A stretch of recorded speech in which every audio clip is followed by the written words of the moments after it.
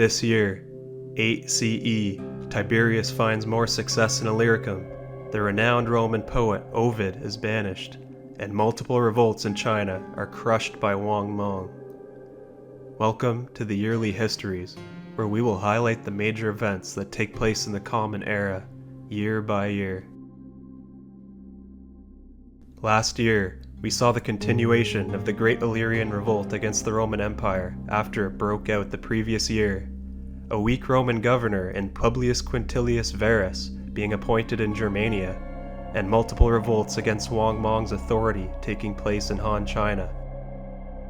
We will start off the events of this year with the Roman commander Tiberius continuing his effective campaign against the Illyrian rebels in the province of Illyricum as part of the Great Illyrian Revolt. Bato the Decitiate and his army have been evading Tiberius's army for some time now, but they finally meet this year. Tiberius has been working effectively and methodically to confine the revolt to Dalmatia solely. Tiberius chases Bato's army until he finally catches up to him near Andetrium. Quote, Bato finally decided to throw in the towel. His army had been virtually exterminated, and his people were exhausted, ravaged by plague, and famished. The rest of the garrison, however, stubbornly refused to surrender, fearing that the Romans would show them no mercy, and so Bato slipped away quietly from Andetrium and left the inhabitants to face the inevitable consequences of their obstinance. Unquote. Tiberius launches a siege of Andetrium, followed by a full frontal attack. In response, the rebels doggedly fight back by rolling huge stones and wagons down the hill at the Romans. Tiberius's army eventually falls upon the rowdy inhabitants and begins to slaughter them.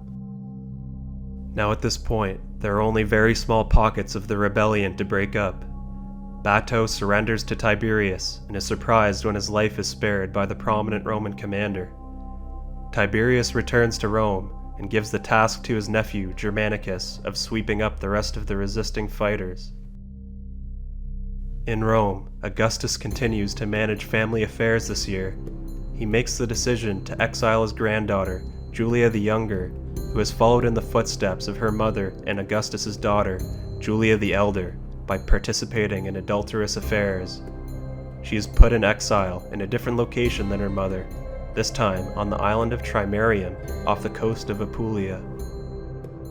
Elsewhere in the imperial city, we need to introduce the renowned poet Ovid. He was born to a father of the equestrian class, and as a young man, he received the finest education possible. After finishing his studies in Athens, he held political posts in the decemviri and the centumviri, but turned away from political life to become a poet. Over time, he became immensely successful and was the premier poet of Rome in this period. This year, he publishes two of his famous works, the Metamorphoses and the Fasti.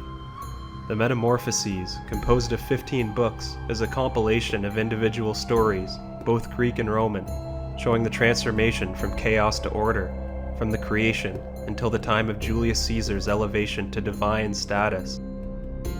The Fasti, on the other hand, is a work on the Roman calendar, including a book for each month, consisting of data on legends, rituals, and astronomical changes. Ovid is unable to finish this work for a reason that is to come. He has recently come under the watchful eye of Emperor Augustus. Augustus has become increasingly worried as he gets older about his perceived moral decline of the Roman Empire due to an increase in promiscuity, some of the nobles choosing not to marry, and other factors. The emperor decided to force his own patriotic and pro-family legislation through the Senate, and even decided to ban adultery, making it punishable by banishment for life, going as far as to exiling his own daughter and granddaughter. The poet Ovid decided to publicly denounce the Augustan reforms as hypocrisy of the grossest sort. His work, The Metamorphoses, contained a short-tempered and power-mad depiction of the Roman god Jupiter, who resembled Augustus too close for his comfort. This year, Augustus's anger at the situation reaches a boiling point, and he lashes out by banishing the Latin wordsmith Ovid from Rome and exiling him to the Black Sea near Tomis. Ovid pleads with the emperor to be more reasonable, but it is all in vain. In our very first video, covering the year 1 CE, we mentioned a mysterious child being recently born in Judea named Jesus. This year he is around 12 years of age, and according to some sources, while visiting Jerusalem with his family for the festival of Passover, they find him to be lost. After a search, they discover him reasoning with the learned men of Judea in the Temple of Jerusalem, and demonstrating an unusually deep knowledge of the law for a boy his age. Jesus is said to have exclaimed when being found, quote, "How is it that you sought me? Did you not know that I must be in my Father's house?" Unquote. Over in Parthia, a new king has been selected to fill the vacant throne. After the recent assassination of the cruel king Orodes III, the Parthian court pleaded to Rome, asking for one of the 4 sons of the former king Phraates IV, who have been kept in Rome after Phraates was convinced to give them up by his wife Musa to prevent conflict with Rome. The eldest son, Vonones I, has been sent to become the new king of the Parthian Empire. Emperor Augustus possibly agreed to this deal to increase Roman influence in Parthia. Immediately, a portion of the Parthian aristocracy do not take a liking to the new king's Roman-influenced way of life. Over in China, at the beginning of the year, Mang quells both of the active rebellions against him. He crushes the rebellion by Chai Ai, which broke out the previous year. He also puts down the rebellion by Zhai Yi during the winter. Zhai is captured and executed, while Liu Xin, his proclaimed emperor, escapes. Wang Mang is now in a much more advantageous position.